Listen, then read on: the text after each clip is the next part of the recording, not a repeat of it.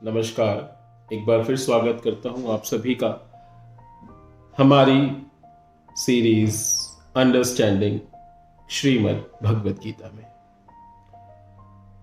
पिछले एपिसोड तक, पिछली वीडियो तक हम लोगों ने अध्याय 2 श्लोक नंबर 2.6 तक कंप्लीट किए। आज हम स्टार्ट कर रहे हैं अध्याय 2 श्लोक नंबर 2.7। श्लोक number 2.7 is one of the most important श्लोक of भगवत गीता। पूरी भगवत गीता में सबसे ज्यादा इंपॉर्टेंस रखने वाले श्लोकों में से एक है श्लोक नंबर 2.7। तो आप सभी से अनुरोध है, इस श्लोक को अच्छे से पढ़ें, इस श्लोक का पाठ घर पर करें और समझें इसको, इस श्लोक, क्योंकि कहीं ना कहीं ये हम सबकी रियलिटी है, हम सबकी लाइफ की रियलिटी ये श्लोक बता रहा है अर्जुन के माध्यम से। सो ध्यान से सुने, घर पर इसका पाठ करें, इसको समझें। श्लोक नंबर 2.7।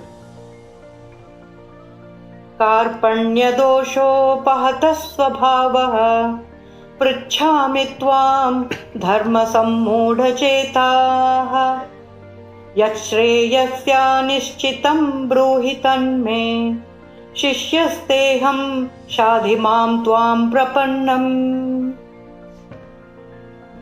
कार्पण्य दोषोपहत स्वभाव पृच्छामि त्वाम धर्म सम्मूढ़ चेता।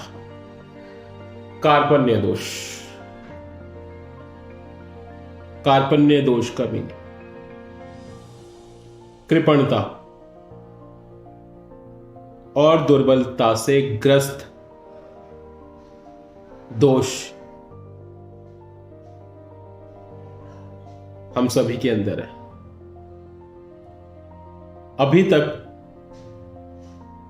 अध्याय 1 में भी अर्जुन ने काफी तर्क दिए, भगवान कृष्ण कुछ नहीं बोले। उसका एक रीजन था। अगर भगवान चाहते कि गीता का उपदेश देना ही है तो तुरंत स्टार्ट हो जाते, बट दिया उसको जाता है जो लेने में इच्छुक हो। अर्जुन के पास ना तो ज्ञान की कमी थी,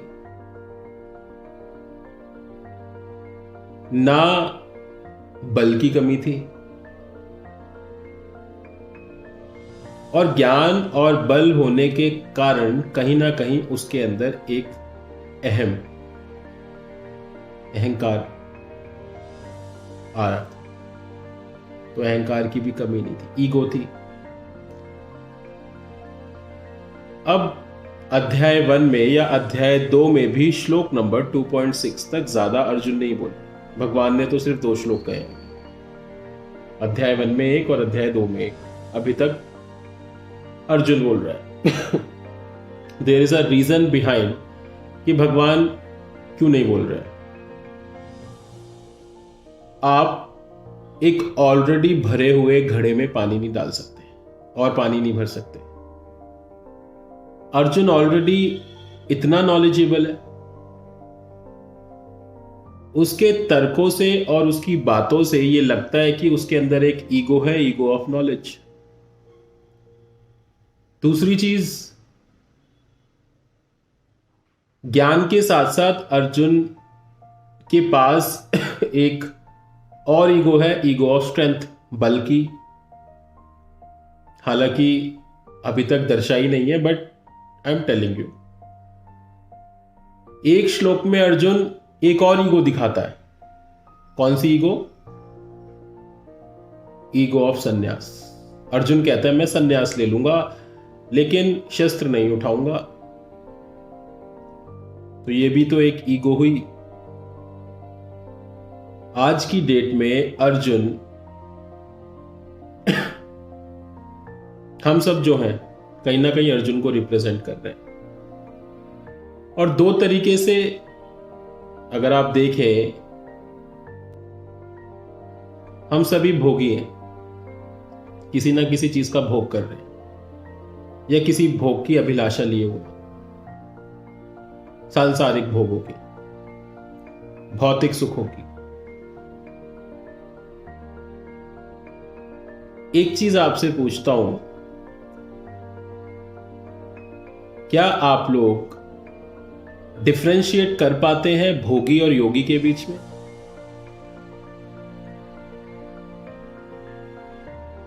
देखिए, स्ट्रगल दोनों जगह है। स्ट्रगल भोगी भी कर रहा है, स्ट्रगल योगी भी कर रहा है। स्ट्रगल भी एक तरह की है। कैसी स्ट्रगल है? भोगी, पाने की स्ट्रगल। भोगी प्रयास कर रहा है कुछ पाने का,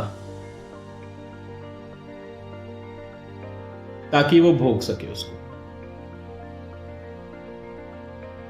मटीरियलिस्टिक जीवन का आनंद ले सके।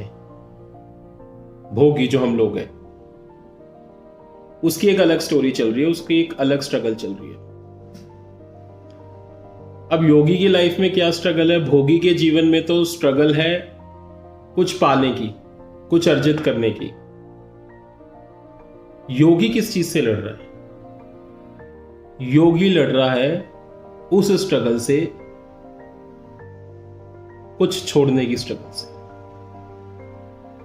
जो हम लोग प्रयास कर रहे हैं, कोशिश कर रहे हैं, लड़ रहे हैं कुछ पाने के लिए, उसी प्रकार योगी भी प्रयास कर रहा है, लड़ रहा है, कोशिश कर रहा है अपने जीवन से हर प्रकार के भोग को छोड़ने की। तो स्ट्रगल तो दोनों जगह है, भोगने में भी और योगी में भी। हम पाने के लिए लड़ रहे हैं, वो खोने के लिए लड़ रहा है, छोड़ने के लिए लड़ रहा है। अब इस श्लोक में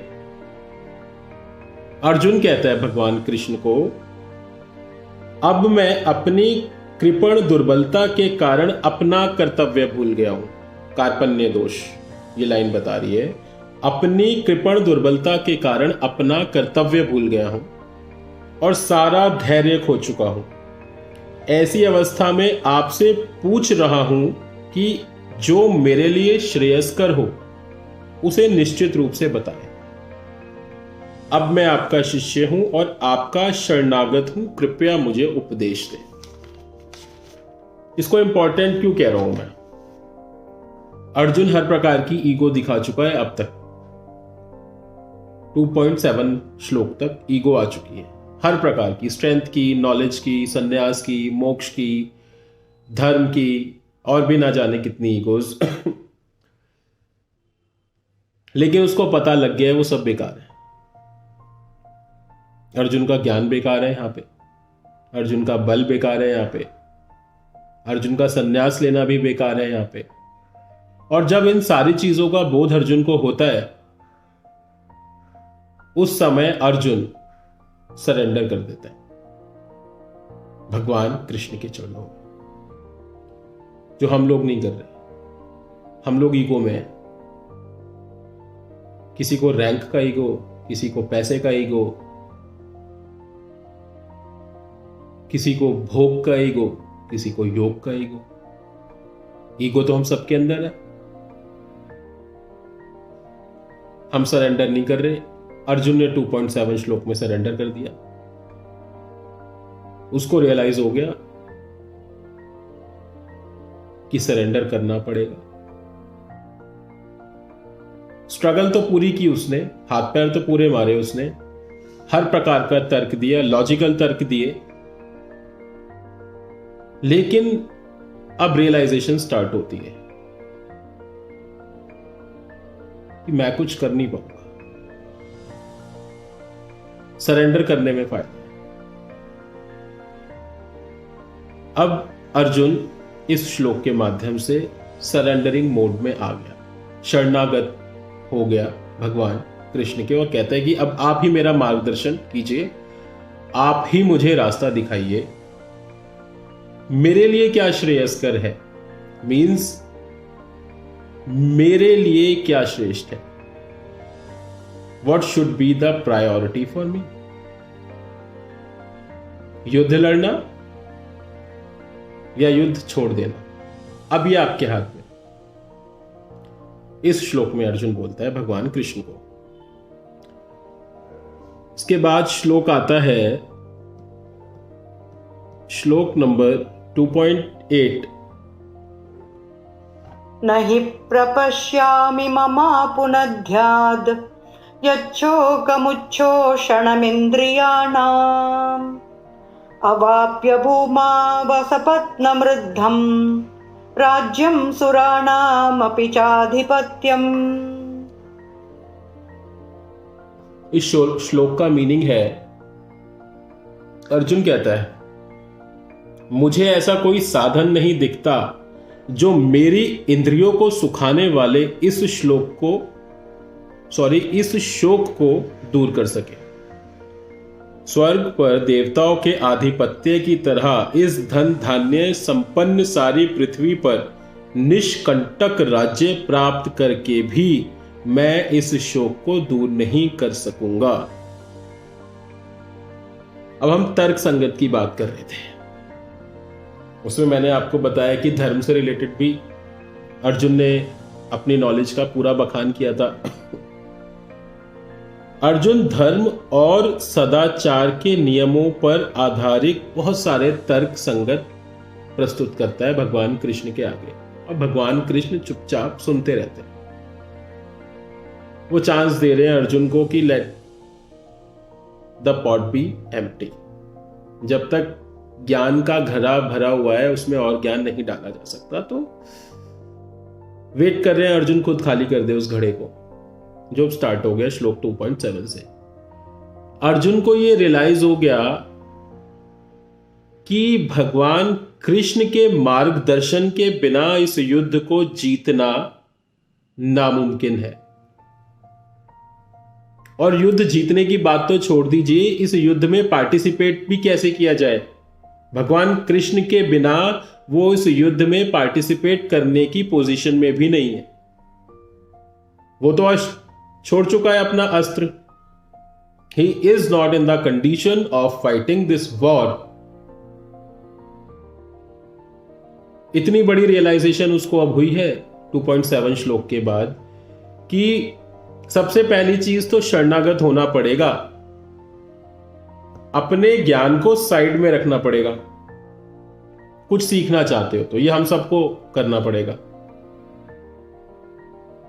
और शरणागत होने के बाद शिष्य बनना पड़ेगा एक गुरु का, ऐसे गुरु को जो आपको कुछ प्रदान कर सके।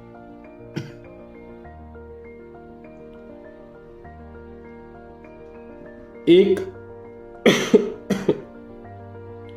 भगवान चैतन्य महाप्रभु बताते हैं, किबा विप्र किबा न्यासी शूद्र केने नये यही कृष्ण तत्वेत्ता सेई गुरु है।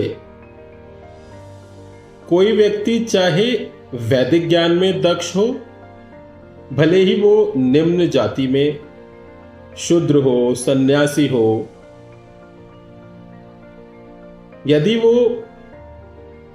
परमात्मा के ज्ञान में दक्ष है, भगवान कृष्ण के ज्ञान में दक्ष है, तो वो एक यथार्थ प्रामाणिक गुरु है। उस गुरु की खोज हमें करनी है। भगवान कृष्ण, भगवान राम, सभी भगवान विष्णु के इनकारनेशंस हैं, अवतार हैं। चैतन्य महाप्रभु भगवान कृष्ण के तात्पर्य में, कृष्ण के संदर्भ में ये बोल रहे हैं। सो हमें ऐसा गुरु ढूंढना चाहिए जो यथार्थ प्रामाणिक गुरु हो, और भगवान कृष्ण से बड़ा गुरु अर्जुन को कैसे मिल सकता था। अर्जुन सरेंडर करता है, अर्जुन नतमस्तक होता है, अर्जुन भगवान कृष्ण से अनुरोध करता है कि मुझे शिष्य रूप में अपना लो, मेरा मार्गदर्शन करो। इस युद्ध भूमि में क्या मेरे लिए श्रेयस्कर है, मुझे बताओ। आपके अनुसार अब इस युद्ध में मैं आगे बढ़ूंगा। श्लोक नंबर 2.8 हमें यह समझा रहा है। 2.8 नंबर के बाद हम कंटिन्यू करेंगे अपनी नेक्स्ट वीडियो में।